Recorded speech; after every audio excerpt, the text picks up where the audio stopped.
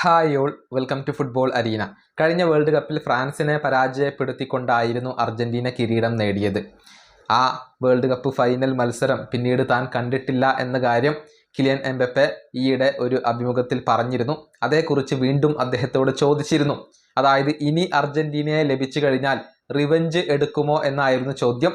Revenge എടുക്കാനൊന്നും തങ്ങൾ ഉദ്ദേശിക്കുന്നില്ല എന്നാണ് എംബപ്പയുടെ ഒരു മറുപടി. കാരണം അത് കഴിഞ്ഞ ഒരു കാര്യമാണ്, അതിൽ റിവെഞ്ച് എടുക്കുന്നതിൽ കാര്യമില്ല.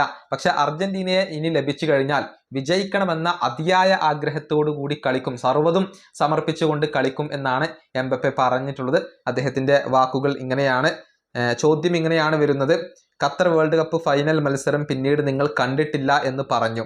ഇനി അർജന്റീനയെ ലഭിച്ചു കഴിഞ്ഞാൽ റിവെഞ്ച് എടുക്കുമോ? അത്തരത്തിലുള്ള ഒരു മോട്ടിവേഷൻ നിങ്ങൾക്കിടയിൽ ഉണ്ടോ എന്നായിരുന്നു ചോദ്യം. അതിന് എംബപ്പെ നൽകിയ മറുപടി ഇങ്ങനെയാണ്: അത്തരത്തിലുള്ള ഉദ്ദേശമൊന്നും ഇല്ല. കാരണം അത് ഹിസ്റ്ററിയാണ്, അത് മാറ്റാൻ നമുക്ക് കഴിയില്ല. കഴിഞ്ഞത് കഴിഞ്ഞു.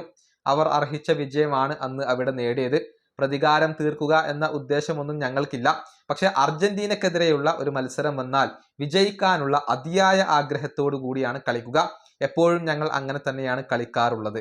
ഇതാണ് കിലിയൻ എംബപ്പയുടെ ഒരു മറുപടി ആയിക്കൊണ്ട് വരുന്നത്. ഇത്തവണത്തെ കിരീട ഫേവറേറ്റുകളിൽ മുൻപന്തിയിൽ നിൽക്കുന്ന ടീമുകളാണ് അർജന്റീനയും ഫ്രാൻസും. അവർ തമ്മിൽ ഒരിക്കൽ കൂടി ഏറ്റുമുട്ടാനുള്ള സാധ്യത ഇപ്പോഴുമുണ്ട്. കാരണം രണ്ട് ടീമുകളും ഒരുപാട് ദൂരം മുന്നോട്ട് പോകും എന്നാണ് പ്രതീക്ഷിക്കപ്പെടുന്നത്.